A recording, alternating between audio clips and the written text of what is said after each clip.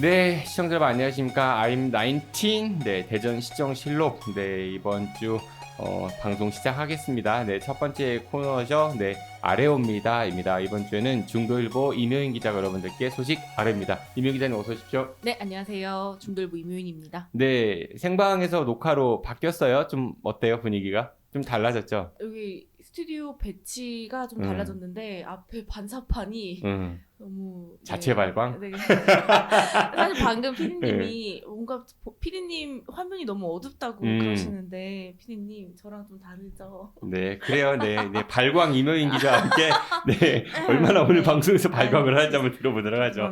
네, 첫 번째 키워드 어떤 거 준비하셨나요? 네, 과학기술의 두번 주기는 R&D 예산 확대 발언으로 정했습니다. 이 R&D 예산은 참 계속 여진이 이어지고 있는 것 같아요. 윤석열 대통령이 또 최근에 R&D 예산 걱정하지 말아라, 뭐 대폭 늘릴 거다 이런 발언들을 해서 연구 개발을 계해서 굉장히 좀 반발 많다고 하는데 그 얘기인 거죠? 네, 그렇습니다. 대통령의 발언이 과학기술계를 또 한 번 힘들게 하고 있는데요. R&D 예산을 대폭 확대하고 혁신적이고 도전적인 R&D는 돈이 얼마가 들어가든 적극적으로 지원하겠습니다.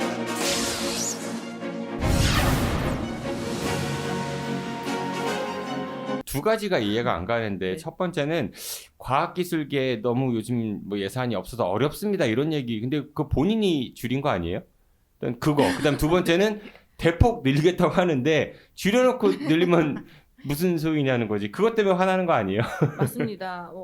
아시다시피 올해 2024년 국가 R&D 예산이 5조 원이 넘게 삭감이 됐습니다. 근데 이런 상황에서 5조 원을 깎았으니까 뭐 최소 5조 원은 늘릴 수 있는 거고요. 앞으로 순차적으로 그럼 본전치기 아니에요? 네, 그렇습니다. 본인이 깎아놓고 본인 임기 중에 대폭 늘리겠다라고 과학기술계가 정말 너무 황당하다. 이거는 뭐지? 또 뭐 이런 거. 뭐지? 그러니까 그 너무 좀 저도 보고 충격적이었던 충격적이었는데 네. 이제 그 대통령의 발언에 대해서 공공연구노조가 논평을 냈습니다. 무어라 비판하기도 민망하다. 뭐 제정신인가?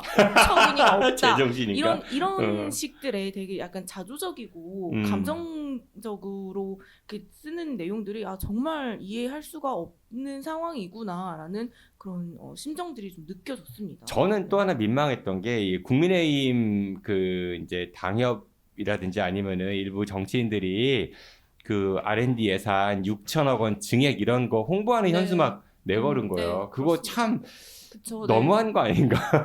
사실은 그건 뭐 증액이라고 절대 볼 수 없고 뭐 회복 또는 회복이 뭐 아니죠. 5조 얼마에서 6천억 원 늘려봤자 4조 얼마는 깎인 거잖아요. 정부 안보다 음. 정부 안에서 일부 회복시켰다 정도의 표현이 맞지 않을까 싶은데 뭐 그 표현을 떠나서 과연 지금의 여당이죠. 죄송합니다. 지금의 국민의힘 의원들이 정부 여당의 국민의힘 의원들이 얼마나 그 예산들을 올리는데 회복시키는데 역할을 했는지를 따져보면은 사실은 그런 현수막들이 좀 알고 보는 사람들은 민망하게 볼 수밖에 없을 것 같습니다. 가장 큰 피해를 볼 것으로 예상되는 분들이 소위 말하는 이제 젊은 연구자들 프로젝트의 네. 실질적인 그런 일을 수행하는 젊은 연구자들의 피해가 좀 상당할 것 같은데 이분들이 떠나면은 사실 그 끊긴 고리를 다시 연결하기가 쉽지가 않잖아요. 이런 것들을 자라나는 우리 이공계 세대들이 보면서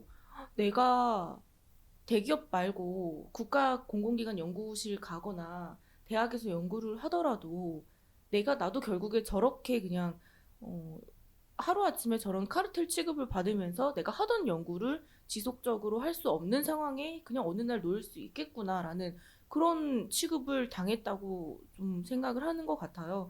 그래서 그런 부분들이 이공계의 미래를 너무 어둡게 하는 것 같아서 아쉬웠습니다. 답답합니다. 그럼에도 불구하고 대통령께서는 뭐 연일 뭐 대폭 증액하겠다 뭐 이런 이야기를 하고 있으니까 어디 다른 나라에 계신 거 아닌가 싶은 생각이 들기도 하고요. 알겠습니다. 네, 두 번째 키워드 어떤 건가요?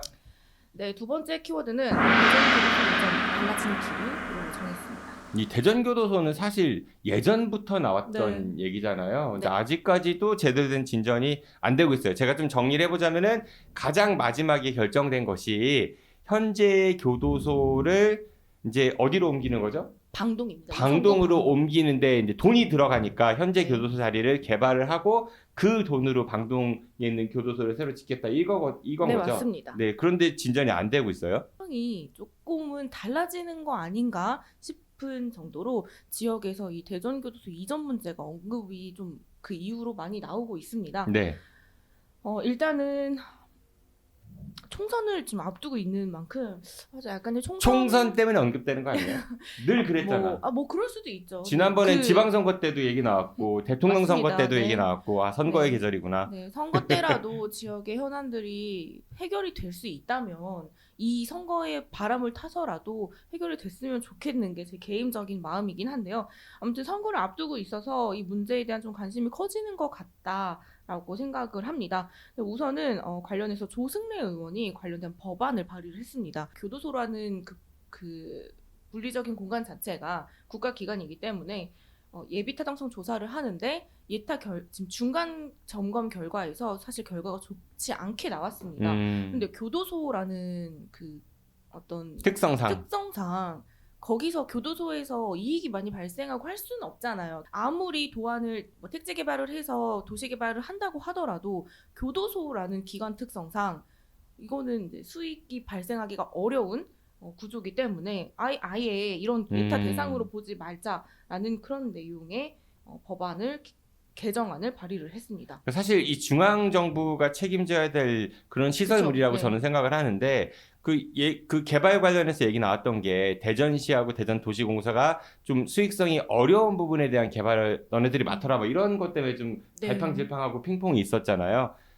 교도소는 사실 대전교도소가 전 세계적으로도 굉장히 과밀포화된 곳이라고 알려져 있습니다. 거기에다가 상당히 또 오래돼가지고 재소자 인권은 물론 그 일하시는 그런 교도관들의 그런 처우에도 상당히 좀 안 좋다 이런 평가를 받고 있죠. 거기에다가 또 그때 당시에는 허허벌판이었지만 지금 아파트 단지로 둘러싸여 그렇습니다. 있어가지고 정주 여건에도 좀 좋지 않다 이런 여러 가지 네. 평가들이 있는 만큼 빨리 나서야 하는데 여전히 지역 정치권은 좀 소극적인 것 사실은 같아요. 그러니까 조승래 의원이 이런 좀 늦은 감이 있지만 뒤늦게라도 법안 개정안을 발의한 거는 일단은 좋게 긍정적으로 지역에서 평가가 되고 있습니다. 총선 전에 이거 통과시키고 되겠어요, 그게? 뭐 끝까지 하다 보면 될 수도 있지 않을까요? 네. 총선용 같다는 네. 생각이 들어요. 네. 일단은 법안을 발의를 했고요. 네. 또 그거 플러스 지금 한동훈 비대위원장이 관련해서도 대전교도소 관련해서 발언을 한 게 있습니다. 이장우 대전시장이 1월 3일 신년 기자회견에서 이제 내가 한동훈 비대위원장이랑 이야기를 좀 했는데 당 차원에서 함께 논의하자라고 긍정적인 시그널이 왔다라고 이장우 시장이 그 이야기를 좀 전달을 했습니다. 지금 뭐 한동훈 비대위원장은 직전 법무부 장관이기도 했고 뭐 실세잖아요. 그래서 한동훈 위원장이 그래요? 실세예요? 그렇지 않나요? 그렇지 않나요? 지금 이제 정권을 받은 상태여서 그런 상황에서 일단은 긍정적이다라고 볼 수 있을 것 같습니다. 그런데 대전시가 이 문제를 빨리 해결해야 한다라고는 하지만 조승래 의원이 발의한 이런 법안에 대해서는 사실 시큰둥하거든요. 대전시가 법안 내용에는 공감하지만 최종 예타 결과가 나오지 않았고 이미 예타 통과나 면제된 방법을 법무부, 기재부와 논의하고 있다라고 얘기를 했습니다. 그러니까 내용은 공감하지만 국민의힘이 아닌 민주당 정치인이 하기 때문에 좀 그건 그렇다 뭐 이렇게 네. 들리는데요. 네, 저도 그렇게 이해를 했습니다. 정치권이 제사보다 제밥에 관심이 네, 있다는 거예요. 맞습니다. 그러니까 결국은 누가 주인공 할 거냐 또 선거철 네. 다가오니까 뭐 지난 정부 때 박범계 우리 네. 지역 출신 국회의원이 법무부 장관이었음에도 불구하고 진도 잘 안 나갔잖아요. 저는 좀 비관적으로 봅니다. 이거는 당분간. 마지막 키워드 부탁드립니다. 네, 다시 3층 남원 예정형 결혼 양육 정책입니다. 이게 이장우 시장이 얼마 전에 있었던 시정 브리핑에서 신년 브리핑에서 그런 얘기했었죠. 부모 급여를 대전형 부모 급여를 신설해서 뭐 지원을 강화하겠다. 만 2세 부모들에게 여러 언론이 막 보도했어요. 네. 좋게 보도했는데 잘 뜯어보면 꼭 그렇지만은 않더라고요. 일단은 지금 대전시가 한의 대전 프로젝트라고 인구를 늘리는데 굉장히 집중을 하고 있습니다. 결혼하면 우리가 초혼일 때는 초혼일 때는 초혼에 한정을 하더라고요. 500만 원. 차별 아니에요? 초혼에 왜 초혼에 한절해? 차별 아니야? 네, 차별. 재혼해서 아이 낳을 수도 있는 거 아니야? 네, 맞습니다. 네, 좀. 저도 그 생각은 했습니다. 네, 근데 지금은 대전시가 500만 원, 그러니까 최대 500만 여자, 원이죠? 남자의 각각 250만 원. 그러니까 그 만약에 최대. 그쵸. 왜냐하면 응. 한 명당 250만 원을 주는데 한 명은 재혼인 경우에는 한 명만 250만 원을 응. 받게 되는 거거든요. 그래서 이게 500만 차별이야, 차별. 원 또는 250만 원을 받는다고 합니다. 근데 이 정책도 원래는 지급 시기가 내년이었어요. 그런데 이것 때문에 그럼 우리 혼인신고를 미루자라는 사람들이 있어서 이것도 조기 시행한다. 진짜 500만 원 때문에 혼인신고 미루는 사람이 근데 있을까요? 혼인신고 자체는 사실 의미가 없기 때문에 일단 동거부터 할 수도 네, 있으니까. 그리고 뭐 결혼과 혼인신고는 또 별개이기 때문에 그런 영향들을 충분히 요즘 많이 받고 있거든요. 근데 기자님 말대로 혼인신고를 500만 원 때문에 미뤘다 쳐요. 그분들 대전에 살 거 아니야, 그럼에도 불구하고. 네. 그 인구 정체하고 큰 상관없는 거 아니에요? 없죠. 그러니까 그래서 이 정책을 놓고 비판적으로 보시는 분들은 왜 굳이 꼭 그 전제에 결혼을 하냐라고도 비판을 하고 있습니다. 누가 500만 원 때문에 결혼해요? 그쵸, 500만 원 네, 준다고. 그쵸, 네. 네. 할 사람이 아닌 이상 500만 원 때문에 절대 할 일은 없겠죠. 500만 원 갖고요. 지금 원룸 보증금도 제대로 못 내요. 네, 맞습니다. 네. 대전에서 공급하는 무슨 그런 행복주택 이런 거 보증금도 500만 원 되면 월세 얼마 높은데, 그쵸? 네, 그렇죠. 근데 만약에 결혼을 한다고 했을 때 제가 결혼을 해보니까요. 막상 결혼 준비를 하면서 현금도 필요하고 이런 정책들이 아예 도움이 안 되는 건 아니다. 그래서 물론 이게 정말 딱 이걸 하면 인구가 늘어라고 할 수는 없지만 도움이 되는 정책이지 않나라고 저는 생각을 합니다. 없는 것보다 네. 낫겠지만은 이것 때문에 결혼하고 막 출산율이 늘어나고 이렇지는 않을 것 같아요. 네. 근데 지금 어쨌든 네, 지금 저희가 나누는 이 얘기에 대한 논란보다요. 사실 이것과 하나 더 추가로 진행을 하는 부모급여, 그러니까 양육 기본수당과 부모급여 이 수당 문제가 사실은 지금 논란이 되고 있거든요. 연령별로 보면요. 0세, 1세, 2세 이렇게 각각 받는 돈이 달라요. 일단은 기존의 양육 기본수당은 전원 0세, 1세, 2세 30만 원이었습니다. 근데 이 예산이 올해 들어서 다 15만 원으로 깎였어요. 그게 대전시에서 지원했던 중앙정부 예산이 아니라 대전시 지원 예산이었던 거죠? 네, 그렇습니다. 30만 원씩 준다고 해서 굉장히 호응이 좋았는데 대전시가 이 예산을 좀 재정이 어렵고 다른 데서도 투입되는 예산들이 많기 때문에 50%를 줄여서 15만 원씩 지원하겠다라고 하면서 반발이 지금 엄청 났습니다. 실제로는 중앙정부에서 지원하는 부모급여까지 합치면은 만 0세나 1세는 두 개의 지원금 합치면 기존 받았던 것보다 더 늘어나는 건데 네. 만 2세는 부모급여 대상이 아니기 때문에 오히려 이제 줄어들게 된 거잖아요, 절반으로. 맞습니다. 그래서 부모들 반발이 굉장히 셌던 거고, 그러니까 대전시가 다시 새로운 대전형 부모급여라고 해서 맞습니다. 15만 원을 준다. 그러니까 결국은 기존 금액대로 맞춰준다 이건데. 네. 이럴 것 같으면 굳이 그거를 없앨 필요가 있을까요? 왜 이런 논란을 만들었는지. 아까 거랑 비슷한 거 아니에요? 교도소랑 비슷하게 그냥 주인공은 내가 한다. 이거는 내 정책이다. 지금 대전시 공식 인스타그램을 살펴봤습니다. 네. 제가 그냥 보려고 본 건 아니고 보려고 봤지 뭐. 떠서 정말입니다. 네. 이렇게 화면이 떠서 봤는데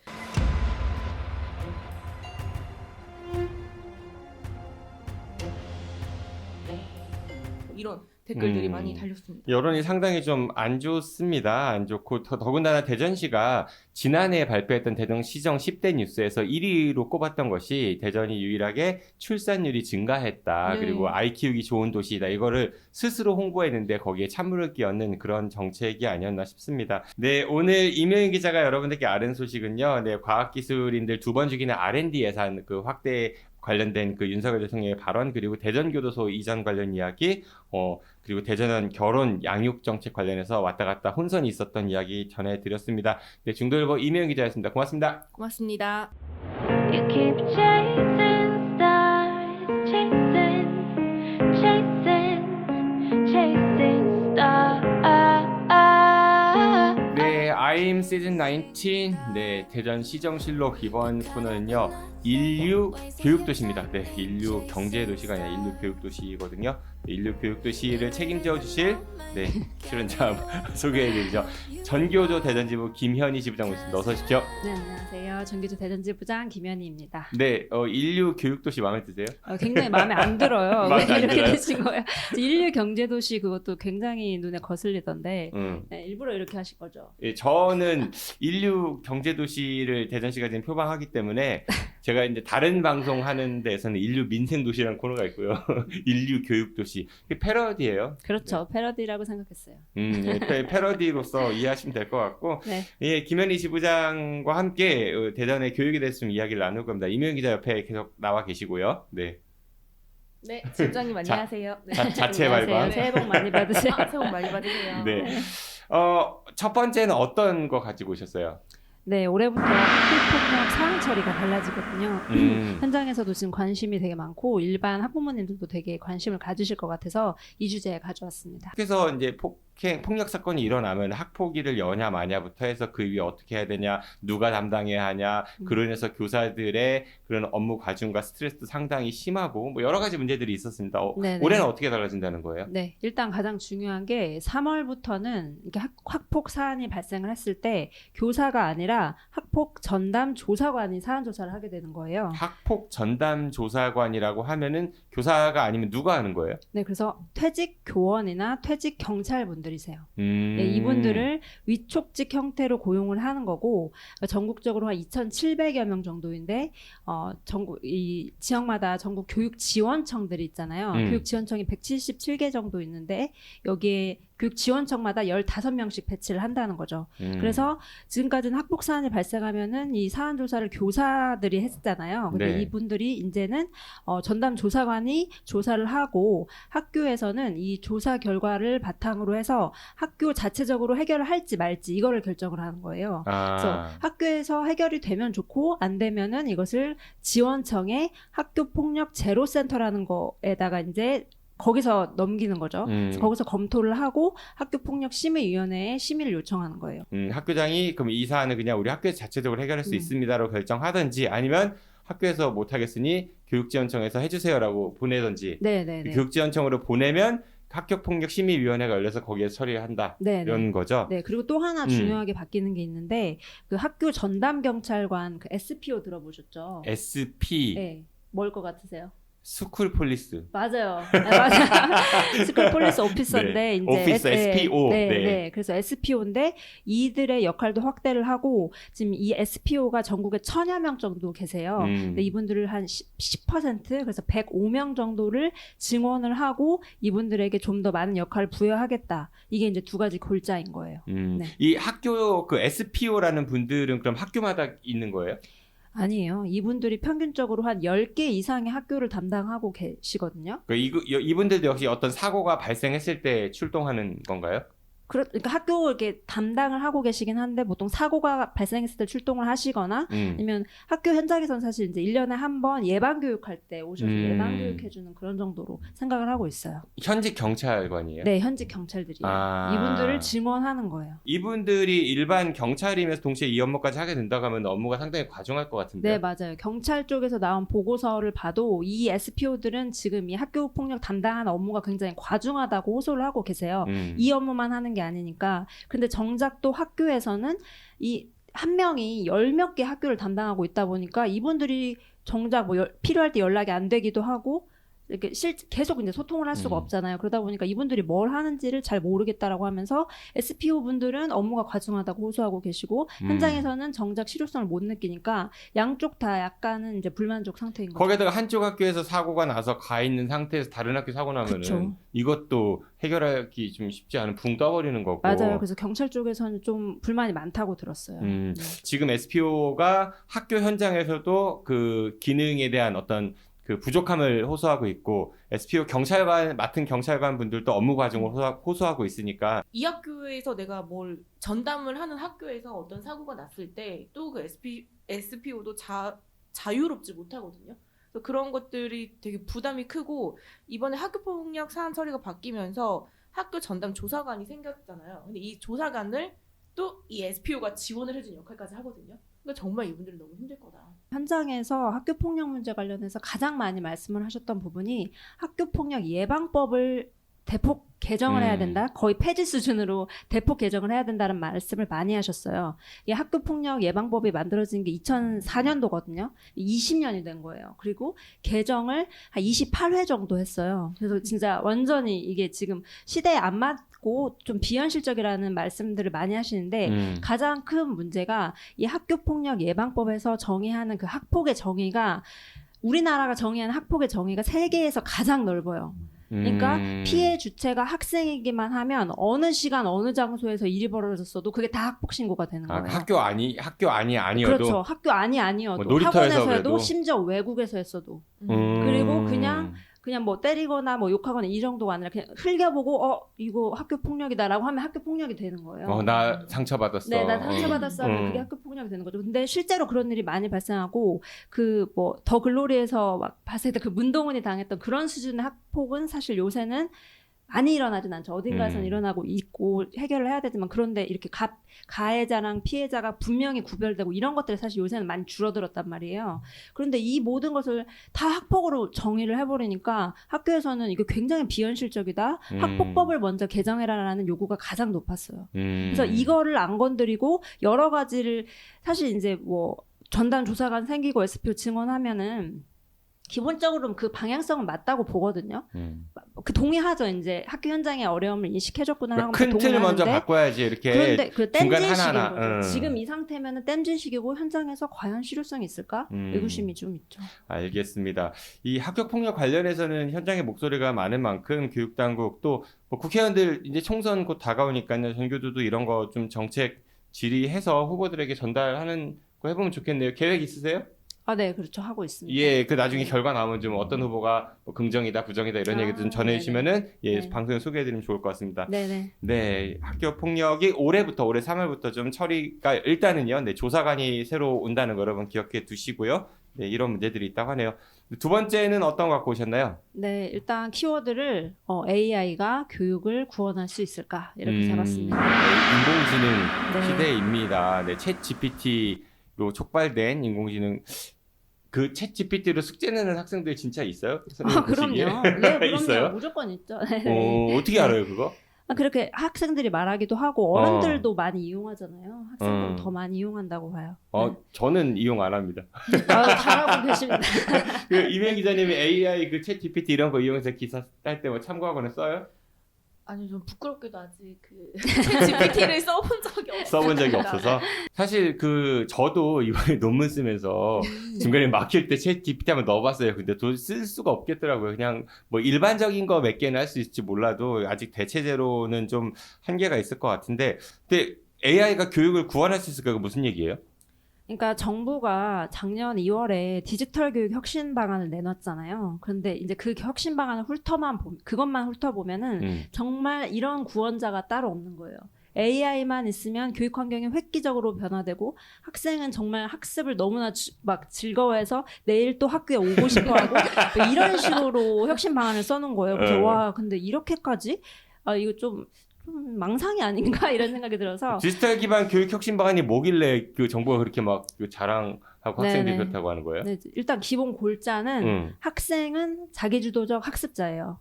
그리고 교사는 학습 멘토와 코치 역할을 많이 한다는 거죠. 그리고 사회 정서적 지도자다. 그리고 수업은 기존에 했던 뭐 강의식 수업이 아니라 토론, 프로젝트 학습, 거꾸로 학습 이런 것으로 이제 옛날에 설정을 하고. 플립드 러닝 뭐 이런 것들. 네, 맞아요. 그런 거고 또 이제 AI 코스웨어를 쓰겠다. AI 코스웨어가 그러니까 뭐 다른 거 아니고 수준별 학습 자료를 제공하는 거예요. 그리고 AI 튜터. 그래서 그러니까 인공지능을 이용해서 이 학생의 학습 상태를 분석하고 개선 전략을 AI가 이제 짜준다 이런 거죠. 그리고 이 기반을 이제 디지털 교과서나 뭐 에듀테크 그리고 갖가지 소프트웨어들 있잖아요. 뭐 빅데이터, 학습 플랫폼, 콘텐츠 이런 거 만들어서 그런데 이거를 다 읽어보면은 결국에 결론이 하나예요. 진짜 온라인 문제집인 거예요. 그래서 학생이 이 문제를 풀어보고 틀리잖아요. 그럼 AI가 이 틀린 문제를 반복해서 복습해서 이제 계속 풀어보게 하는 거예요. 그럼 이제 그렇게 해서 결국에는 오답률을 낮추는 거죠. 그런 식으로 설계된 거예요. 결국 다 읽어보면. 휘황찬란하지만 본질적으로는 온라인 문제집이다. 네. 우리가 사실 뭐 여러 가지 그 디지털 환경이 들어서면서 교육 현장도 저 어렸을 때랑 많이 달라졌어요. 그러니까 네. 뭐 전자 칠판 같은 것만 봐도 네. 신기하고 그런데 그러니까 그런 편의성이 좀 달라지긴 했지만 그리고 그 교육 자료의 폭이 좀 넓어지긴 했지만은 거기에 따른 또 학생들의 학습 부담 가중 이런 것도 많을 수밖에 없잖아요. 학습 부담 가중도 있고 이게 우리가 이제 코로나 팬데믹 때 겪어봤잖아요. 학생들이 그러니까 학교를 못 오면서 생겼던 그런 학습 부진 이거는 일단 둘째치고 그 정서 지체, 맞아요. 발달 지체 이 부분을 저희 교사들이 정말 두 눈으로 봤어요. 그리고 아이들이 마스크를 계속 쓰고 있다 보니까 생기는 그런 언어 발달 같은 것도 제가 굉장히 걱정스러웠단 말이에요. 교사들 입장에서. 근데 이제 겨우겨우 이걸 이제 원상복귀해서 학생들이 학교에 와서 선생님들과 그리고 친구들과 상호작용하고 교감하고 관계를 맺고 이런 거가 얼마나 중요해요. 그거를 하러 학교에 와야 되는데 거기서 다시 학생들의 그런 상호작용을 빼앗고 그 손에 다시 디지털 기기를 쥐어준다는 거예요. 그러니까 저는 이것이 진짜 큰 문제다라고 생각을 하거든요. 학교는 그 아이들 공부 학습하는 그런 공간이기도 하지만 동시에 아이들이 그 사회화가 되는 과정에 있어서 상당히 그럼요. 중요한 역할, 네. 뭐 그 영어를 써서 죄송한 소셜 인터랙티브를 할 수 있는 그런 곳이어야 하는데 그렇죠. 이렇게 문제 풀고 성적 올리고 요게 초점 두면 그래서 만약에 정말로 AI 통해 가지고 모든 학생이 다 100점 맞아 그럼 어떻게 되지 그 다음에는? 아 그럼 그 뭐 다 의대 같은 성적이 되는 아니 거야? 그렇게 어떡하지? 되면 좋겠는데 그렇게 될 리가 없는 게 너무 잔인하니까. 아니 그렇게 되면 좋겠어요? 그렇게 될 거 아 그렇게 되지도 된다고 하면 않고. 그럼 뭘로 그 다음에 뭘로 평가할 거야? 만약에 다 100점 맞아. AI로 인해서 교육 혁신 그래 다 좋아. 학습 부진화가 없어 다 100점. 수능 다 만점. 그 다음에 어떻게 하지? 그러면은 뭘로 가르지? 그렇잖아요. 그러니까 이게 정말 굉장히 중요한 철학이 좀 담겨 맞아요. 있어야 하는데 네. 그런 거 없이 가다 보니까 이렇게 좀 뒤죽박죽 되는 게 아닌가. 사실 이런 교육 그 디지털 뭐 이런 것들은 부수적 역할을 하는 거잖아요. 그렇죠. 도구죠. 그러니까 AI를 활용해서 교사한테도 도움을 줄 수 있고 학생한테도 도움을 줄 수 있다고 저는 분명히 생각하거든요. 그런데 이걸 도구가 아니라 하나의 무슨 주체처럼 설정을 해놓고 이거 하나만 있으면 아이들의 그 내일도 학교 와서 수업하고 싶어요 이렇게 되고 선생님은 너무나 그거를 학습 지도 안 하고 정서 지원만 하게 된다라고 그렇게 써져 있는 거예요. 근데 그게 진짜 말이 안 되는 게 그 인지 발달이랑 정서 발달 이런 거 다 같이 가는 거예요. 그래서 예를 들면 미술이나 뭐 음악 수업을 할 때도 이게 정서 함양 교과라고 해서 정서만 발달되는 게 아니잖아요. 미술이나 음악 같은 것도 인지 발달이 해야 되고 수학이나 과학 같은 거 공부를 하려고 해도 그것도 그 정서나 의지 같은 것들이 필요한 거잖아요. 그걸 구분할 수 없단 말이에요. 그래서 이걸 보고 있으면 너무 교육에 대해서 너무 기본이 안 돼 있고 인간에 대한 이해가 너무 없다라는 생각 때문에 진심으로 걱정이 돼요. 진짜 제가 교사로서 정말 걱정이 돼서 좀 저도 지금 지부장님 얘기를 들으면서 내가 어렸을 때는 학교에서 뭐 빔 프로젝트나 이렇게 우리 때는 궤도했어 궤도. 궤도 뭔지 알아요? 뭐 이렇게 넘기는 거 궤도에 궤도. 지부장님 궤도 알아요? 알죠.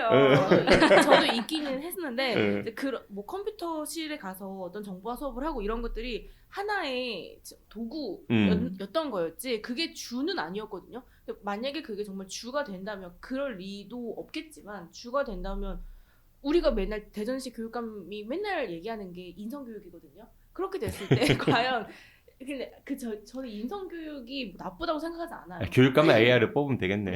근데 그런 아이들의 그런 정서 발달이 정말 뭐 인성도 그렇고 사회성이나 이런 것들이 과연 가능할까? AI 관련해서는 기술 발달이 굉장히 빠른 속도로 이루어지고 있는데 그거에 따른 윤리적인 문제라든지 아니면 인간의 본연에 대한 것들 이런 것들에 대한 게 너무 논의가 부족해서 특히 교육은 더 상황이 심각할 것 같거든요. 그렇죠. IBM의 왓슨 혹시 기억나세요? 왓슨 예 기억합니다. 기억하시죠? 네. AI 의사의 원조격이었잖아요. 그런데 사실 그게 사실상 한국에서 퇴출이 됐어요. 왜냐하면 그 AI에 인간의 그 의료 그 진료 기록이나 그런 데이터를 입력하는 것 자체가 너무 힘든 거예요. 왜냐면 너무 복잡하니까. 그리고 또 그거에 맞춰서 알고리즘 짜려고 했더니 그것도 잘 안 돼요. 그리고 환자들은 정작 그 AI가 굉장히 막 신기술이고 이렇다고 해도 환자들은 정작 의사를 만나서 직접 얘기하고 싶어 하는 거예요. 그리고 그랬을 때 더 치료 효과가 높아요.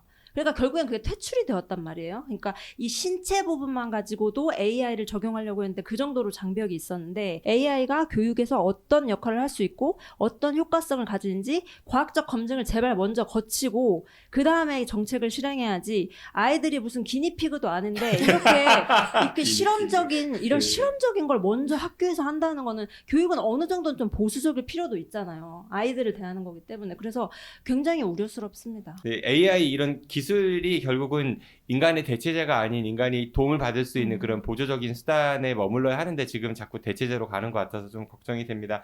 네, 오늘 인류 교육 도시에서는요. 내년 올해부터 이제 달라지는 학교 폭력 처리 절차에 관련된 이야기 그리고 지금 교육부가 추진하고 있는 디지털 교육 디지털 기반 교육 혁신 방안의 문제점은 무엇인지 함께 이야기 나눴습니다. 네, 전교도 대전지부 김현희 지부장과 함께 이야기 나눴습니다. 고맙습니다. 고맙습니다. We can come back, better time is gone. And round, running to escape from your lips. Don't lie, 'cause I know your heart. Don't try looking for someone to forget. 네, I'm 시즌 19. 네, 이번 코너 아니되옵니다 시간입니다. 네, 지난 방송에서는 경제와 행정에 대해서 이야기 나눴는데요. 오늘은 교육과 언론에 대해서 좀 이야기 나누겠습니다. 이제 교육에 대해서 이야기해 주실 아니되옵니다. 예, 성균관 유생이 아닌 대재학이십니다. 모건대학교 영어교육학과 이종국 교수 나오셨습니다. 어서 오시죠, 교수님. 안녕하세요. 네, 너무 근엄하세요. 이제 어깨에 힘 좀 풀 때가 되지 않았나요? 왜 말씀 안 하세요? 대제학이니까 좀 대제학이니까. 근엄하게. 네, 나중에 강조를 시켜야겠네. 그리고 이 원래 그 언론 관련해서는 저희 이제 배재대학교 미디어 콘텐츠학과의 박성순 교수님이 함께 해주시기로 했는데 이번 녹화에는 참여를 못하시고 대신 땜빵 나오신 분입니다.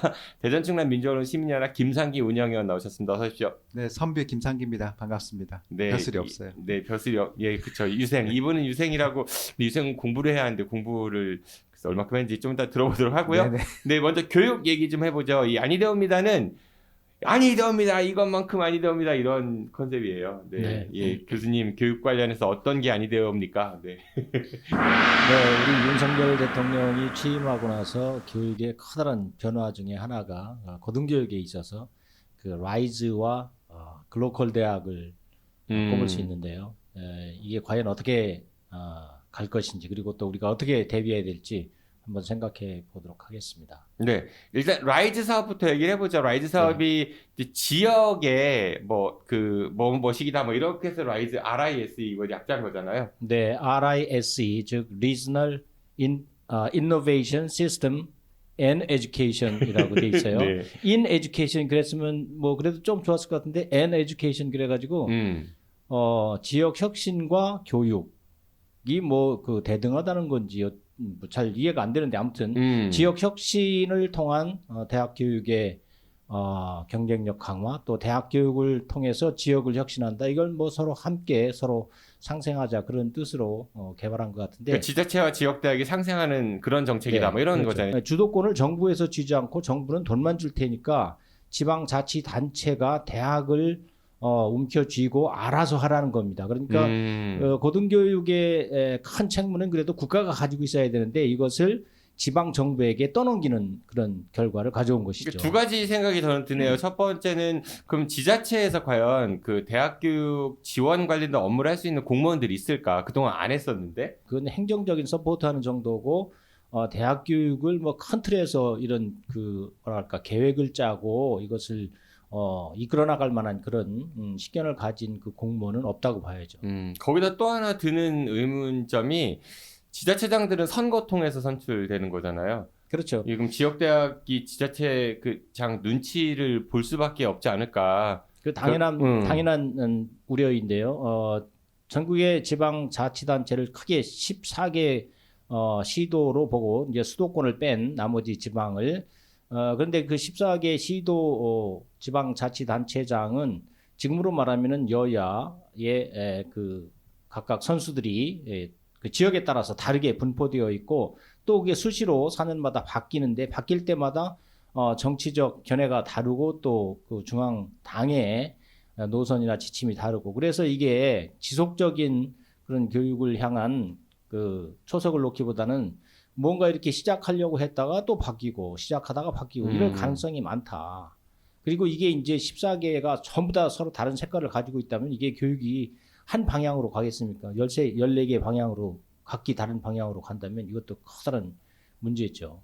거기에다가 또 글로컬 대학 30 사업도 뭐 지역의 대학들 몇 개를 30개를 뽑아서 네. 그 1,000억 원인가요? 30개 대학을 선정해서 1년에 200억씩 5년 동안 1,000억을 대줄 테니까 국제적인 대학이 되라 이런 거예요. 그런데 1,000억이 뭐 굉장한 돈이죠. 뭐 우리 소시민이 볼 때는 엄청난 돈이지만 대학을 운영하는 데 있어서 1,000억은 뭐 그렇게 큰 돈이 또 아니에요. 이를테면 우리 가까이 있는 충남대학교 1년 예산이 3,000억이 넘는다 그러는데 그 1년 예산의 3분의 1도 안 되는 것을 5년 동안 대주고 세계적인 대학이 되라 한다면 그게 과연 가능하겠습니까? 좀 걱정이 되는 그런 정책입니다. 그래서 그럼에도 불구하고 정부가 지난해에 시범사업자 선정했는데 대전은 다 떨어졌죠. 다 떨어졌죠. 다 떨어졌죠. 여기에도. 지난해 다행 아니에요? 다행 선정, 오히려? 다행인 척인지 모르겠는데 충청권은 뭐 제로인 셈이죠. 전 개인적으로는 다행이라고 생각하는데, 근데 그 글로컬 라이즈 말고도 또 뭐 교육 관련해서 규제 완화 이런 것도 굉장히 지금 정부가 많이 강조하고 네, 있지 이번 않아요? 정부에서 가장 크게 들고 나온 것이 그 대학 교육의 규제 완화를 크게 들고 나오는데 마치 규제가 마치 불합리한 규제라고 그래가지고 이제 이게 사실 규제라기보다는 법인데 법에서 이거 지켜야 된다라고 정해놓은 것을 불합리한 규제니까 완화하거나 없애겠다 이런 거예요. 예를 들면 크게 이제 4가지를 들고 있는데 교사와 교지, 즉 대학을 설립하려면은 그 땅이 있어야 되고 건물을 지어야 되잖아요. 그래서 교사는 건물 얘기하는 거죠? 네, 그렇죠. 교사는 교지는 건물. 땅이고. 네. 그것이 이제 학생 수 그 정원 대비해서 일정 그 규모 이상 가져야 된다라고 규정이 돼 있었던 거예요. 네. 또 건물도 인문계 같으면 뭐 1인당 학생 1인당 14제곱미터, 사회계열은 17제곱미터, 이공계는 뭐 20제곱미터 이렇게 기본 요건이 정해져 있었어요. 그런데 이것을 거의 인문계 수준으로 다 낮춰져 버리는 겁니다. 그러면은 기존의 대학들이 이미 다 그 기준을 다 채웠었거든요. 그러면은 나머지 건물은 어떻게 해도 되냐? 임대하거나 무슨 다른 용도로 상업 용도로 사용해도 괜찮다는 거예요.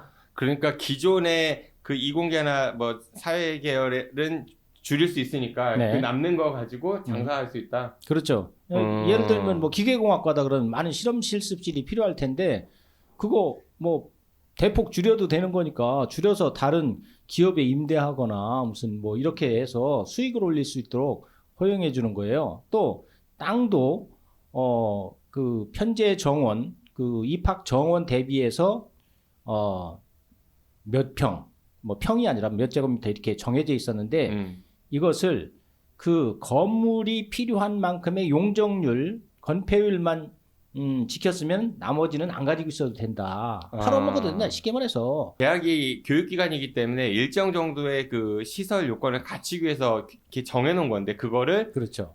규제 완화라는 명목으로 풀어져 버림으로써 네. 이게 너무 이제 그 상업화가 되는 거 아니냐 이런 의뢰신 거잖아요. 그렇게 교육이 되면 떨어질 수밖에 없는 거고. 그렇게 되면 특히 사학재단의 경우는 그 돈이 학생들 교육에 들어갈 거라기보다는 사학법인의 운영자의 손에 놀아날 가능성이 많다. 그리고 교육은 상대적으로 여건이 점점 열악해지는 거죠. 지금보다.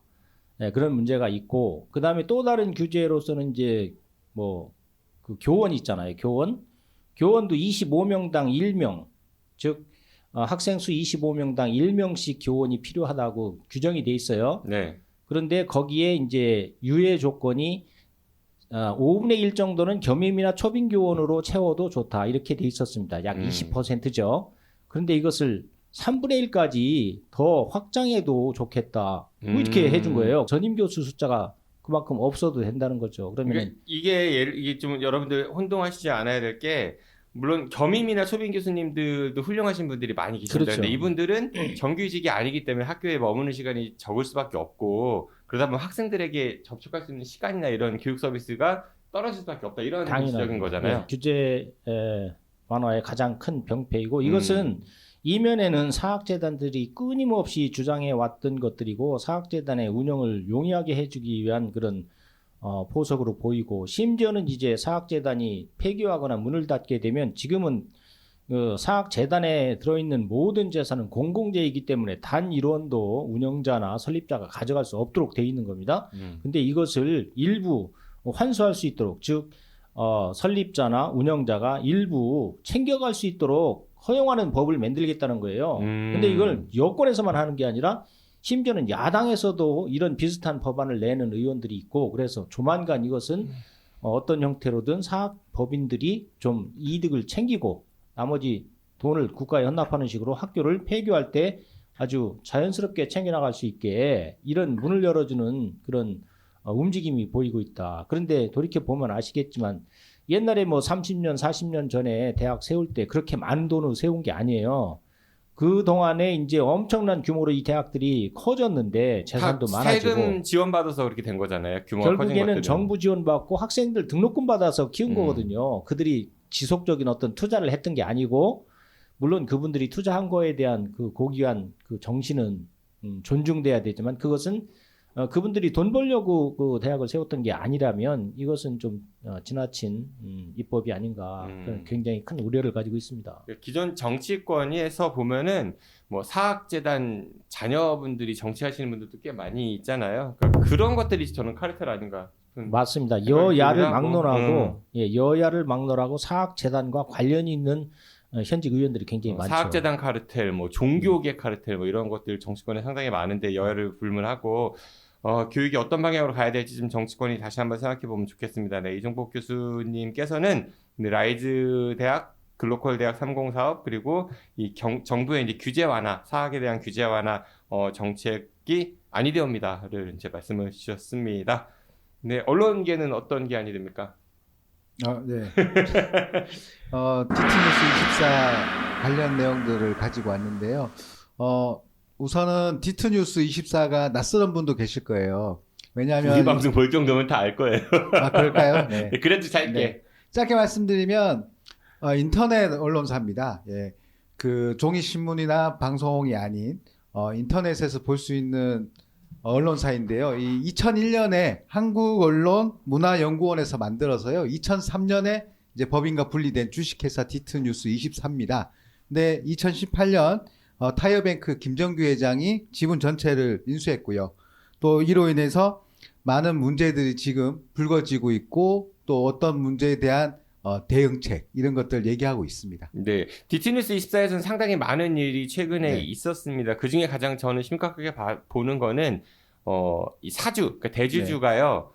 경영권이 없어요. 디트뉴스 24에 네. 대해서. 그 법인 등기 이사도 아니고, 그러니까 주주일 뿐인데 또 불구하고 여러 편집권 침해 행위들이 벌어졌거든요. 어떤 것들이 좀 있었죠? 작년 5월에서 6월에 충북 본부를 만들었어요. 왜냐하면 그 디트뉴스 24는 23년 정도 된 언론사이긴 합니다만, 충청도에서도 충남, 그리고 대전, 세종 요 권역에 대한 내용들을 다뤘었는데요. 갑자기 충북 본부를 만들고 노조 조합원인 노조 지부장, 그리고 사무국장, 교육선전부장을 충북 본부로 전보를 냅니다. 근데 전보를 냈음에도 불구하고 갑자기 낸 바람에 그 사무실이나 숙소도 없는 그런 총국도 벌어졌었고요. 충남지방노동위원회에서 연말까지, 그러니까 2003년 연말까지 그 전보를 했던 충북 본부에 있던 그 노조 구성원들, 조합원들, 기자들을 본사로 다시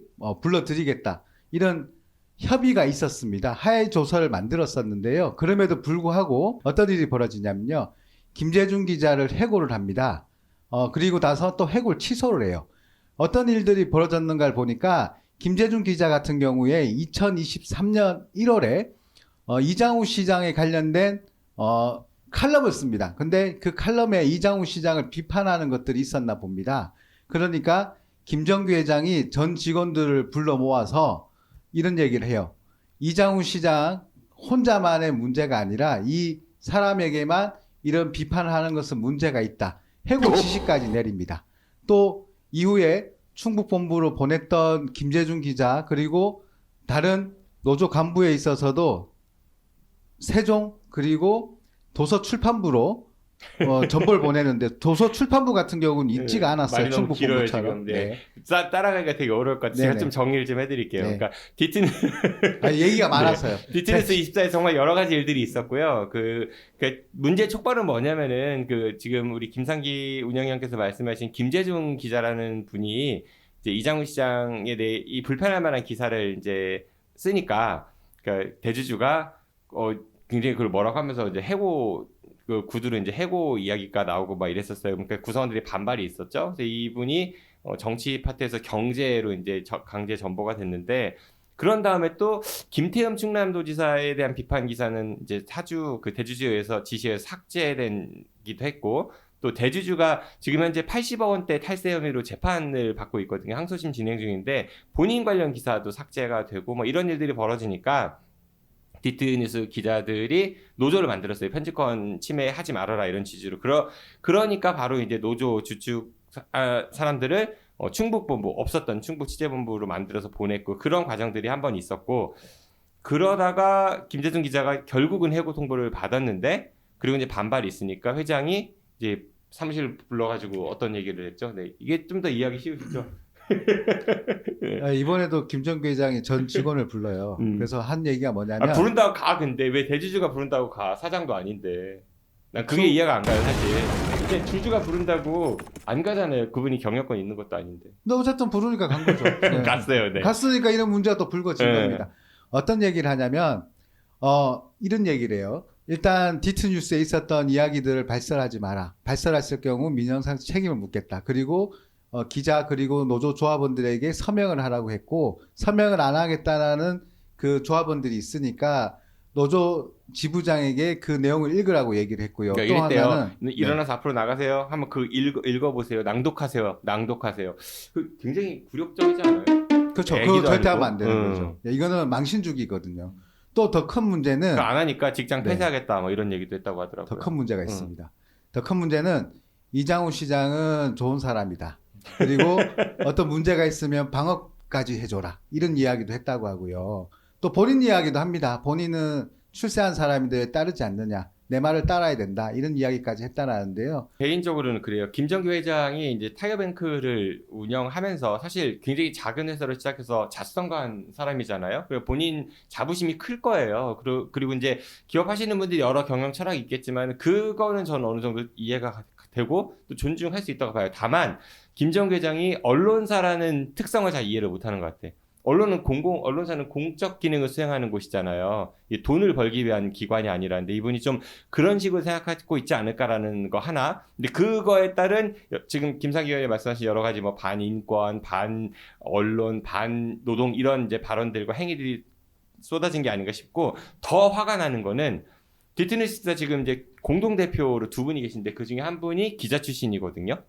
그럼 그분이 그런 역할을 좀 해줘야 해요. 회장님. 언론사는 이런 곳입니다. 이런 특성이 있고 하니 회장님이 이런 건 이해해 주셔야 합니다. 그리고 기자들한테도 우리 대주주는 이런 사업을 해온 사람이니까 아마 이런 거 같아. 우리가 좀 그런 얘기 완충작용을 해야 되는데 그게 안 보인다는 거죠. 오히려 그 대주주의 그 명령을 충실히 따르는 듯한 모습을 보여줘서 저는 사실 그게 더 실망스럽습니다. 충남지방노동위원회에서 협의를 했잖아요. 같이 중재안으로 연말에는 본사로 다 불러드리겠다. 이 내용을 얘기했음에도 불구하고 다시 노조 조합원들을 다른 곳으로 배치를 시킨다든지 전보를 보낸다는 거. 그리고 더 웃긴 거는 더 웃기잖아요.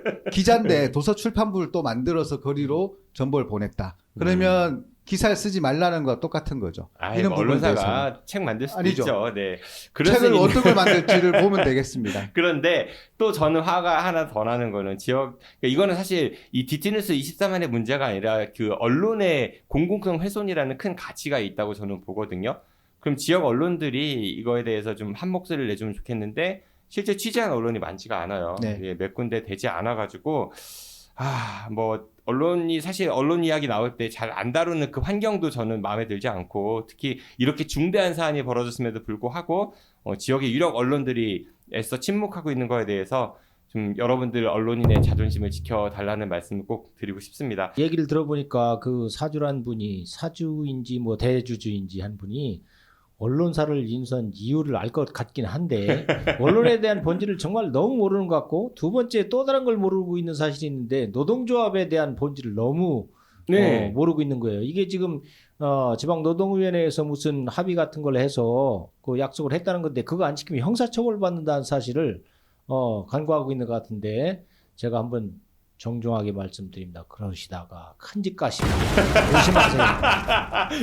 이거 가장 무서운 말일 것 같네요. 네, 알겠습니다. 어떤 분 그러시더라고요. 그 디티뉴스 24 지금 이제 이 상황에 김정규 회장의 모습을 보면은 꼭 그러니까 일부 사학재단의 그 소유주들이 그러니까 재단 이사장이 학교를 바라보는 시각이 공공성이 아닌 자신의 소유물로 여기는 것과 참 유사하다 뭐 이런 이야기를 하시는 분도 있었는데 네, 이 문제는 여러분들 많은 관심이 필요합니다. 네, 오늘 이 정도로 얘기하지 아니되옵니다. 네, 녹화가 더 쉬우시죠 교수님? 네. 편집 한번 잘 해보겠습니다. 그리고 김상희 위원님 오늘 땜빵 해주셔서 감사드리고요. 박성순 교수님 다음 방송 때는 꼭 나오셔갖고 함께 우리 교수님과 합을 맞추시면 좋겠습니다. 땜빵 자주 나오세요? 네, 땜빵 전문으로 네, INTV랑 같이 하겠습니다. 네, 지금까지 김상희 민원연 운영위원이었고요. 그리고 네, 이종복 모건대학교 영어과 교수였습니다. 고맙습니다. 고맙습니다.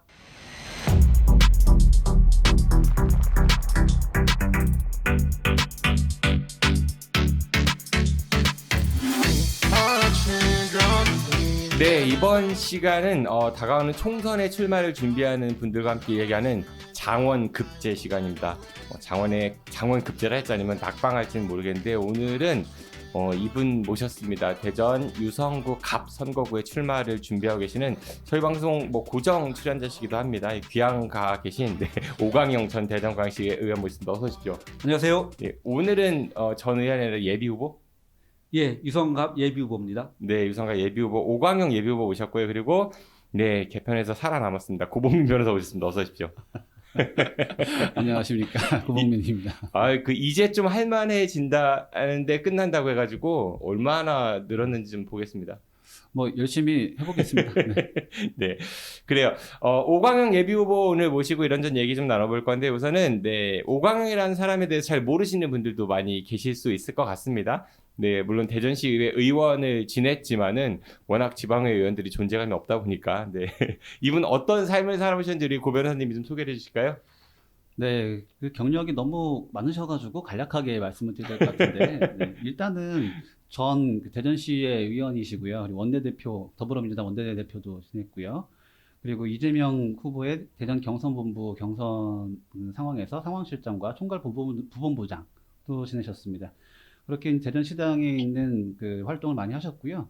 수석 대변인도 지내시고 상임 대표도 하시고. 그러니까 다 대전에서만 하신 거죠, 이분은? 네, 거의 대전에서 쭉 있었으니까. 우물 안의 개구리. 그보다는 그 정체성을 좀 칭찬을 해드리죠. 중앙당 정책위 부의장 소개해 주십시오. 그건 중앙당 정책위 부위원장 했어요? 예. 그거 아무나 하는 거 아니에요? 현직입니다, 현직. 부위원장은 되게 많죠. 몇 명이에요? 부의장 몇 명 되지 않아요? 제가 파악은 안 됩니다. 네, 아무튼 그거 하신다고 하고 또 네. 그리고 영동 출신이신 것 같아요. 영동고등학교를 졸업하시고 배재대학교를 졸업하시고 방송통신대학교 대학원을 졸업하셨습니다. 다니고 있습니다. 후반기 학기를 지금 한 학기 휴학했습니다. 그럼 그동안 계속 대학원 다녔던 거고? 예, 그렇죠. 예. 전공은 혹시? 행정학. 충남대학교 대학원, 자체행정대학원 한 학기 다니고 나서 때려치고 방송통신대학교로 갔습니다. 왜 충남대학교를 때려치고 방송통신대학교로 갔어요? 일주일에 2번 나가는 거 너무 힘들고 그래서 방송통신대학교가 그래도 저한테 좀 맞을 것 같아서 공부할 자세가 안 돼 있네. 공부할 자세가 안 돼. 일주일에 2번 나가는 게 힘들다고. 박사 디펜스였다고 지금 그러시는 거예요. 박사가 좀 석사 과정 무시합니까? 저 석사입니다. 박사 같은 석사. 네, 그러시고 휴학 중. 네. 네, 그리고 영동신문사에서 1994년부터 2000년까지 기자로 활동하셨고요. 2002년부터 2018년까지 한겨레 신문사에서 출판국 대전지사장을 지내셨습니다. 그 후에 대전 참여자치 시민연대 집행위원도 하시고 박근혜 퇴진 대전운동본부의 공동대표도 하시고 품앗이 생협, 공정사회 시민연대, 홍범도 장군 기념사업회, 행복경제연구소에서도 활동하셨습니다. 제가 언론인 출신 정치인들에 대해서 상당히 안 좋은 감정을 갖고 있거든요. 폴리널리스트 아시죠? 저 그거 논문 쓴 거. 폴리널리스트시네요. 어떻게 정치를 하시게 됐어요? 2016년도 네. 촛불 광장에서 제가 그때 당시 한겨레 신문사 출판국에 일을 하고 있었는데 최순실 국정농단 사건 일어나면서 아주 그 비분강기하는 심정으로 광장에 나갔다가 이거 정치인들 너무 그 비겁하게 노는 것 같아서 되게 화가 났었거든요. 그때 이제 이재명 대표 당시 이재명 시장이죠. 이재명 성남시장 보면서 야 이런 사람이 정치해야 되겠다 해갖고 열심히 이재명을 그 미는 운동을 했죠. 그러다가 2018년도 지방선거를 앞두고 그때 이제 이재명이 대통령 나왔다가 경선에서 3등으로 마감을 했는데 내가 비록 조그만 힘이지만은 나라도 세상을 바꾸는데 한번 도전해보자 그렇게 해갖고 정치에 입문을 했죠. 그러니까 이전까지는 정당 가입해본 적이 한 번도 없었어요. 그러니까 2017년도에 처음으로 민주당 가입을 해서 2018년도에 시의원에 당선됐으니까 운은 좋았죠. 그러니까 이재명이라는 정치인 플러스 최순실 국정농단 사태를 보면서 마음을 좀 먹으면서 현실 정치에 들어왔다는 얘기인데, 네, 그렇죠. 네, 뭐 본인 표현대로 운 좋아서 광역의원이 됐다고 하셨어요. 네. 예, 그런데 지난번 지방선거 때 이제 떨어졌고요. 네. 예, 출마했는데 떨어졌죠. 예, 예. 그런데 보통 광역의원들이 총선으로 국회의원으로 바로 직행 도전하는 사례가 많지는 않거든요. 이번에 총선 도전하게 된 뭐 특별한 계기가 있어요? 제가 이제 세상을 바꾸려고 하는데 그 도구가 필요하지 않습니까? 그 도구가 정치적 그 어떤 직책이 저는 도구라고 생각을 하는데 실제로 광역의원이라는 그 도구와 국회의원이라는 도구와 더 강력한 도구가 저는 국회의원이라고 생각을 합니다. 그래서 이 국회의원이라는 도구를 가지고 윤석열 탄핵하고 이재명 대통령 만들기 위해서 저는 총선 도전을 하게 된 겁니다. 너무 이친명을 대놓고 드러내는 거 아니에요? 이재명을 대통령 만든다는 것이 단순히 어떤 특정한 사람을 대통령 만든다라고 하는 것이 아니고 저는 이재명의 가치를 보는 거거든요. 그냥 이재명이라는 사람을 보는 것이 아니고 이재명이 추구했던 추구하는 가치를 보기 때문에 그가 그 추구하는 뭐 억강비약, 그 대동세상이라는 그런 가치가 대한민국 정치에 제대로 실현이 되면은 저는 정치의 발전뿐만이 아니고 대한민국 사회의 전반적인 발전이 이루어진다고 보기 때문에 그 이재명을 도구로 쓰겠다라는 거죠. 이재명보다 훨씬 더 강력하고 가능성 있는 그 정치인이 나온다고 하면은 저는 기꺼이 그분을 지지할 수도 있겠죠. 그 남을 위한 정치를 하겠다. 본인 대통령 될 생각은 없어요? 그거는 저는 저 자신 알기 때문에 제가 제가 국회의원 되는 거는 아주 다분하게 가능성이 있는데 대통령 되는 거는 가능성이 없다고 저는 단언합니다. 네. 근데 지금 말씀 들어보면은 네. 폴리널리스트가 아니라 저널리션이라고 되는 거 아니에요? 저널리션? 정치인을 도구로 쓰겠다. 그 말장난이죠. 뭔 소리야? 아니면은 지금까지 그 정필님 말씀하신 저널리스트 아니 폴리널리스트 이게 진정한 폴리널리스트라기보다는 약간 부진정 폴리널리스트? 난 무슨 말인지 잘 모르겠어. 네, 그런 거 아닐까요? 네, 아무튼 뭐 본인의 그 총선 도전 이후 뭐 좀 더 강력한 무기를 갖고 세상을 바꾸고 이재명 대표를 대통령 만들어서 그를 도구로 해서 세상을 바꾸는 데 일조하겠다. 뭐 이렇게 정리하면 되는 거죠? 예, 깔끔합니다. 네, 깔끔합니다. 네. 이재명보다 더 뛰어난 사람이 나오면 그를 또 돕겠다라고 하셨어요. 네. 저는 어떠세요? 넘어가시죠. 감이 안 돼요. 네. 근데 정 PD님은 대전에서 술 한잔 마시면서 지내는 사이로 남는 게 좋을 것 같습니다. 네, 알겠습니다. 선거구가 대전 7개가 있는데 그 중에서 어떻게 보면 후보가 가장 강하다고 평가받는 곳입니다. 네. 더불어민주당 조승래 의원이 현역 국회의원인데 네. 조승래 의원에 대한 평가가 상당히 좋은 편인 거 아시죠? 대체로 다면적이잖아요. 그 어떤 사람을 볼 때는 좋은 부분이 있습니다. 그건 저 인정하죠. 그런데 왜 유성갑에 출사표를 던졌는지. 유성갑은 사실 제 정치적 고향이죠. 그래서 자연스럽게 유성갑에 도전을 하게 됐고 또 하나는 유성갑이라는 곳이 사실은 대전을 대표하는 곳이라고 생각을 합니다. 아주 진보적인 분들도 계시고 또 정말 극단의 보수적인 분들도 또 계신 곳이거든요. 지역구가.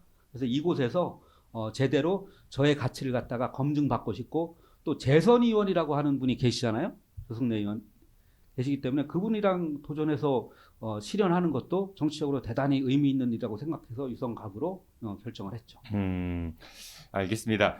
그 대전시의 의원을 이제 했습니다. 4년 동안. 예, 예. 그렇죠? 근데 여러 의정 활동을 하셨을 것 같은데 본인 생각에 내가 대전시 의회 의원으로서 이런 것들은 참 훌륭히 잘했다. 이런 성과를 좀 손꼽을 게 있어요? 뭐 여러 가지가 있죠. 이게 깔때기이긴 예, 한데 되세요. 네, 깔때기라도 좀 들어주면 저는 사실은 의정 생활을 하면서 거의 뭐 다른 의원님들 그런 부분을 많이 봤는데 좀 민원을 해결하고 이제 이런 부분들에 집중하는 모습을 많이 봤는데 물론 저도 이제 민원 관련해서는 소홀하지 않고 열심히 했는데 일단은 사회적 가치를 실현하는데 좀 집중을 했습니다. 예를 들어서 조례를 만든다든가 사업을 한다든가 이런 거 할 때 약자의 편에서 약자를 부양하는 억강부약하는 그런 그 조례를 만들고 뭐 대표적으로 어떤 조례가 있어요? 뭐 예를 들어서 노동권익센터를 이전에는 비정규직 지원 센터였는데 이거를 좀 더 키워서 노동권익센터로 만들었다든가 아니면 이동 노동자들 위한 쉼터를 만들었다든가 뭐 이제 그런 것들도 좀 했고요. 그거 대표 발의하신 분이세요? 또 하나는 뭐 최근에 지금 대전시에서 완전히 예산을 삭감을 했는데 세월호? 예. 4.16 관련해 가지고 4.16 세월호 참사 희생자 추모 및 안전 사회를 위한 조례안 이거 오래돼서 제가 잊어먹었네. 써왔어요. 그러니까 이거를 제가 대표 발의했죠. 그래서 만들었고 조례안을 만들었고 이거에 따라서 예산이 매칭이 돼서 한 400만 원인가 연간? 그래서 그 기념식을 했어요. 추모식이요. 추모식을 했어요. 올해 그 전액 삭감된 거 아시죠? 630만 원인가? 전액 삭감돼서 다음 주 월요일 날 그 규탄 기자회견 한다고 하는데 제가 거기 나가야죠. 이게 이 조례를 대표 발의했고 예산을 만드는데 주도했던 사람으로서 정말 참 울분이 진짜 근데 이럴 수가 이거 예산 뭐 몇 천만 원도 아니고 400만 원인가 그렇거든요. 올해 630만 원인가 그렇답니다. 네. 그거마저 이렇게 자를 정도로 우리 사회의 어떤 그 아픈 부분을 추모하고 기억하고 그것을 모든 사람과 이렇게 공유하려고 하는 예산마저 이런 예산마저 자르는 걸 보면서 야, 이 지방자치정부가 추구하는 것이 도대체 무엇인지 내가 대단히 좀 대전 지역을 위해서 힘써야 될 시의원께서 네. 대전 지역의 예산을 그쪽에 쓴다는 거는 오히려 또 반대하는 입장들도 있을 것 같거든요.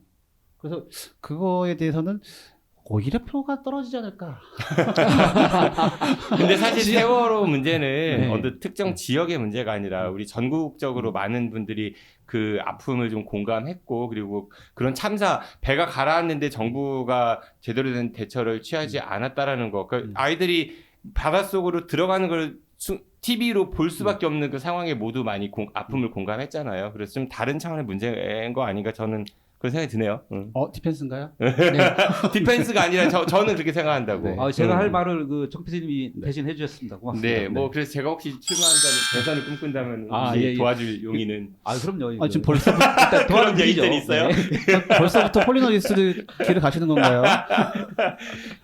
뭐 그런 것들을 하셨다고 했는데, 근데 사실 민선 7기, 그러니까 지금 우리 오강영 의원께서는 제8대 대전시 의회 의원이었습니다. 민선 7기를 감시했던 곳이 8대 의회였는데 시의원도 그렇고요. 국회의원도 그렇고 사실은 뭐 누군가를 정치적으로 지지하는 것도 있을 수 있지만 동시에 시민이나 국민을 대신해서 행정이라든지 권력을 감시 견제하는 그런 기능도 수행해야 하는 거잖아요. 그러니까 이재명 대표가 대통령 만드는 것도 중요하지만은 만약에 그가 대통령이 된다 하더라도 그를 어떻게 견제 감시할 건가도 동시에 들어가야 하는 거란 말인 거죠. 그렇죠. 이해하시죠? 근데 민선 7기 대전시에 민주당이 21명, 그다음에 그 당시 자유한국당, 미래통합당 그 분이 한 분이셨어요, 그렇죠? 그렇죠. 21대 1 압도적 민주당 다수였는데 그 시정 견제에 상당히 소홀했다, 거수기 같았다 이런 평가 굉장히 많이 받았거든요. 어떻게 보세요? 그 당사자 아닙니까? 그 당사자의 일원이었는데 사실 저는 정 PD님이 어떻게 생각하시는지 모르겠는데 저 나름대로 좀 비판을 많이 했던 사람 중에 한 명입니다. 얼마 전에 제 출판 기념회에 허태정 시장님이 오셔가지고 축사를 하시는데 그 말씀을 하시는 거예요.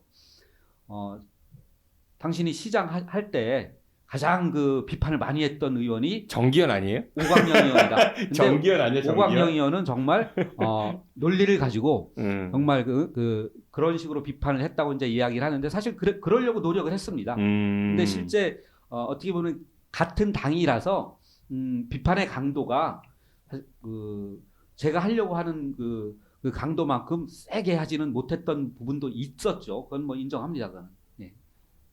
저는 취재하면서 가장 세게 많이 대전시장 당시에 이제 견제했던 분은 정기현 의원 같은데 여러 가지 많았죠. 네.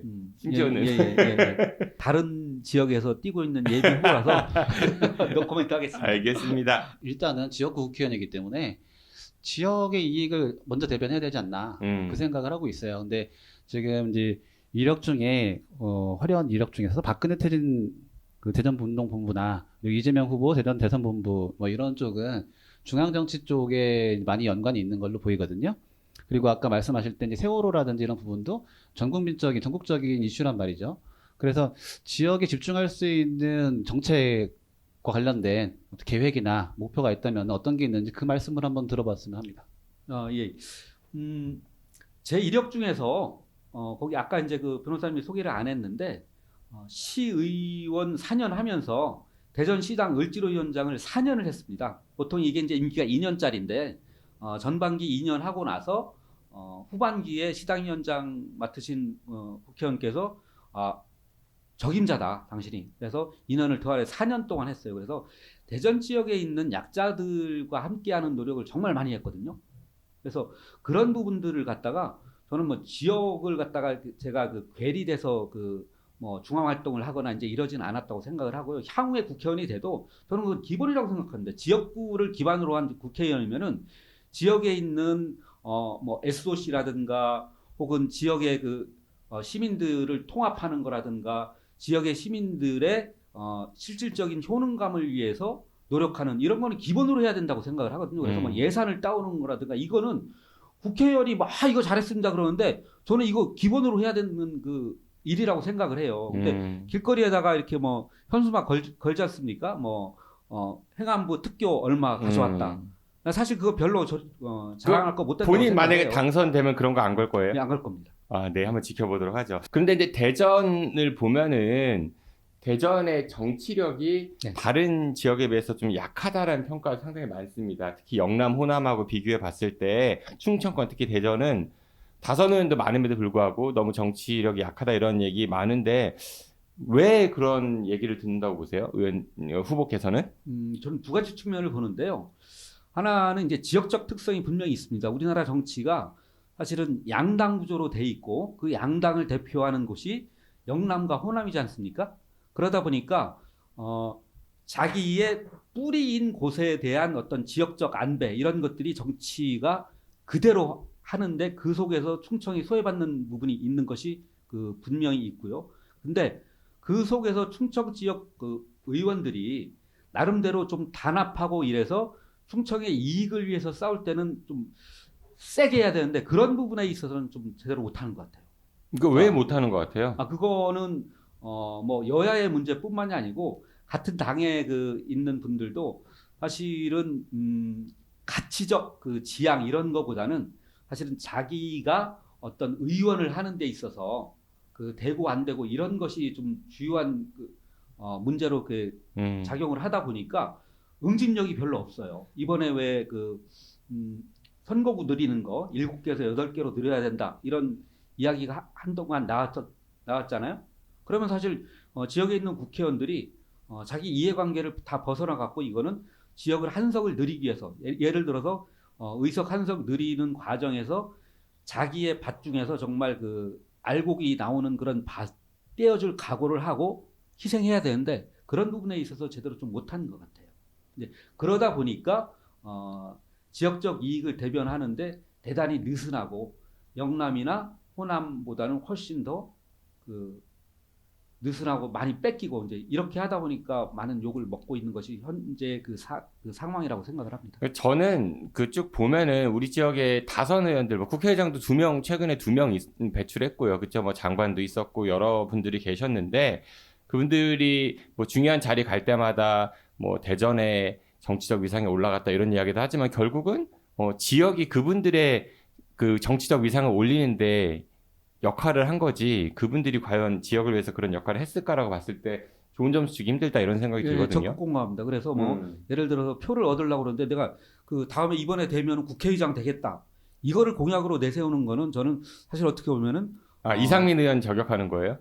뭐 그럴 수도 있죠. 그것이 어떤 자기의 정치의 그 가치, 정치의 지향을 이야기하는 것은 저는 아니라고 생각을 하거든요. 그럼 앞으로 어떻게 해야 돼요? 만약에 국회에 가신다면은 네. 이 지역 정치력을 좀 끌어올리기 위해서 어떤 역할을 좀 하실 거예요? 무조건적인 싸움이 아니고 대안을 제시하면서 싸울 수 있는 이런 정치인이 좀 되려고 노력을 하겠습니다. 사실 인구부터가 적잖아요. 충청도가 대전하고 충남 그리고 충북까지 다 합쳐봐야 인구 500만도 안 되지 않습니까? 근데 일단은 정치적으로 호남도 인구 적어요. 호남도 적은데 호남은 민주당이 옛날부터 이렇게 계속 득세를 해온 고정적인 게 있고 그리고 호남 인구들이 수도권 쪽으로도 많이 진출을 했죠. 근데 충청도에서 수도권을 진출해서 정서적으로 결석이 돼 있는 구심점 이런 게 없으니까 당연히 뭉치지도 않고요. 그 지금의 상황에서는 충청도의 정치적 입지를 제고하려면 사실 이제 옛날에 뭐 삼국지처럼 천하 삼분지기를 해서 두 쪽의 그 양당을 다 때려 부수고 네. 새로운 우리의 이제 총나라처럼 뭔가 세워야 돼요. 구봉민 제3지대 뭐 빅텐트론이에요? 뭐 그렇죠. 차라리 저 같은 사람을 밀어줘야 됩니다. 밀어줄 거예요? 오늘 밀어줄 사람 많네. 정치할 생각이 없기 때문에 이런 말을 할 수 있겠죠. 네. 네. 아마 유권자들도 찍어줄 생각 없을 것 같고요. 당연하겠죠. 유성갑입니다. 유성구 네, 갑입니다. 지금 도전하시는 곳이. 예. 그 선거구에서 가장 해결해야 될 최대 현안 있으면 어떤 거를 꼽을 수 있을까요?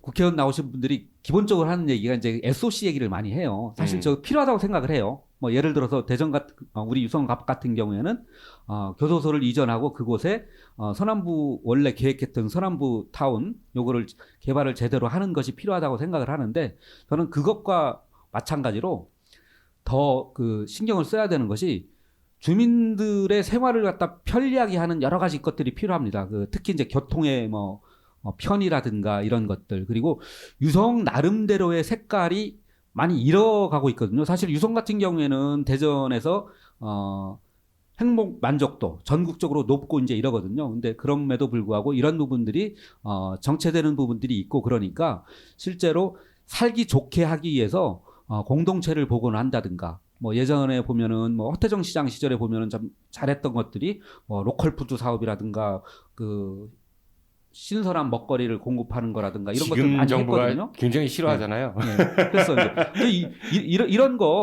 이런 것들은 좀 특화해서 해야 된다고 보고 있고요. 유성 정도의 그 재정 자립도도 갖고 있고 이러면은 좀 실험적으로나마 뭐 기본소득을 한다든가 도입을 한다든가 이런 것도 좀 필요하다고 생각을 합니다. 조승래에 비해서 인지도는 한참 떨어집니다. 그렇죠? 예. 조승래는 또 아무래도 뭐 과방위 활동을 하다 보니까 또 유성이 이제 대덕 특구가 있는 지역이고 언론 노출도 많고 그런데 그 떨어진 인지도 어떤 전략으로 좀 극복해 보실 생각이세요? 그 전략 혹시 아세요? 모르죠. 그죠? 네, 아니 알 수는 있어요. 뭐 확 눈에 그쵸 인지도는 확 올리는데 호감도는 장담 못하는 그런 건 좀 많이 알아요. 네. 저도 사실은 이 인지도를 높여서 급격하게 높이는 방법이 무언가에 대해서는 그게 네거티브 뭐 한다든가 뭐 이런 쪽으로만 알지 정답은 알지를 못합니다. 근데 사실은 그 정답이라는 것이 이미 우리가 또 알고 있기도 해요. 제가 아침에 그 피켓 들고 인사하고 뭐 저녁 때 식당 다니면서 명함 나눠드리고 또 뭐 행사장 가서 이야기하고 또 SNS로 이야기하고 이제 이러면서 그분들한테 진심을 갖고 다가서는 거 외에는 왕도가 없다. 저는 그런 생각을 합니다. 예를 들어서 오광영을 만나본 사람은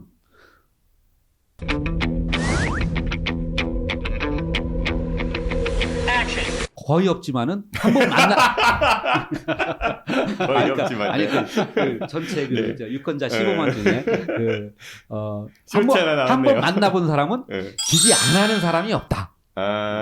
저는 이런 생각을 갖고 있거든요. 그렇기 때문에 제가 열심히 발로 뛰고 진정성 있게 주민들을 만나는 것이 저는 왕도라고 생각을 하고 열심히 할 뿐이지 아주 딱 정답이다라고 하는 그런 것은 저도 알지 못합니다. 저처럼 이름을 이용하시면 될 것 같아요. 김밥집 있듯이 네. 그 노래를 부르시면 될 것 같아요. 오 광영 광영 광영. 쓸데없는 소리 하지 마세요. 그거 좋네요. 차라리 그거 어때요? 오광. 그래서 뭐 제가 저 15절입니다. 뭐 그런 얘기 하거든요. 피켓에다가 광 5개 해놓고 저 오광 0입니다. 예. 그렇게 접근을 해도 사실은 이름 한번 들으면 사실 기억해 주시는 분들이 많아요. 이름 자체가 좀 특이하잖아요. 뒤집어도 영광이고요. 영광호. 예. 알겠습니다. 가시기 전에 예. 우리 시청자들께 마지막으로 하실 말씀 있으면 해주십시오. 네. 제가 이거 유튜브 여러 군데 그 유튜브를 출연했었어요. 유튜브 가서 딱 꼭 하는 것이 하나가 있거든요. 탄핵 박수를 하는데 이 자리에서도 하겠습니다. 탄핵 박수. 네. 제가 제 1호 공약이 윤석열 탄핵입니다. 10월 4일 날 윤석열 탄핵한다고 하는 거를 기치로 출마 선언했을 때 많은 분들이 깜짝 놀라면서 윤석열 탄핵이 너무 센 거 아니요? 뭐 이제 이렇게 얘기를 하더라고요. 근데 불과 3개월 지났는데 지금 김건희 특검 거부하고 뭐 윤석열이 계속해서 윤석열 대통령이 하는 거를 보면서 윤석열 대통령을 탄핵해야 된다고 주장하는 후보들이 엄청 많이 생겼어요. 저는 이거는 흐름이라고 생각을 합니다. 그래서 아마 그 22대 국회가 그런 윤석열 탄핵이라고 하는 화두가 중심이 되는 그런 국회가 되지 않을까 저는 생각을 하고요. 22대 국회에서 저는 윤석열 탄핵해야 된다고 생각을 해서 윤석열 탄핵 박수로 마감하겠습니다. 윤석열 탄핵! 이재명과 함께 네, 그만하시고요. 오광영. 아유, 네. 화이팅! 본 발언은 방심위 관계자로만 본 발언은 저희 방송에 의도와는 전혀 상관이 없는 오광영 예비후보 개인의 정치적 소신이었습니다. 뭐 돌출행동 아니죠? 정치적 소신. 네, 나와주셔서 감사드리고요. 네네. 혹시 본선 진출하시게 되면은 다시 네. 한번 저희가 모실 수 있도록 하겠습니다. 그때는 몸값이 올라갈 겁니다. 안 나오신다는 얘기예요? 아니에요. 아이고 정 PD님이 부르는 어디라도 달려가죠. 알겠습니다. 감사합니다. 네, 시청자 여러분들, 오광영 예비후보입니다. 대전 유성구 갑에서 출마를 선언을 했고요. 지금 여러 가지 활동을 하고 있으니까 여러분들 잘 지켜보시고 따뜻한 응원 그리고 또 때로는 쓴소리 많이 아끼지 마시면 좋겠습니다. 변호사님은 어떠셨어요 오늘? 네, 오광영 예비후보 보시니까? 뭔가 광역이 있으실 것 같습니다. 오늘 방송 때 힘들게 하네요. 네. 알겠습니다. 네, 들어가세요. 네, 안녕히 가십시오. 고맙습니다.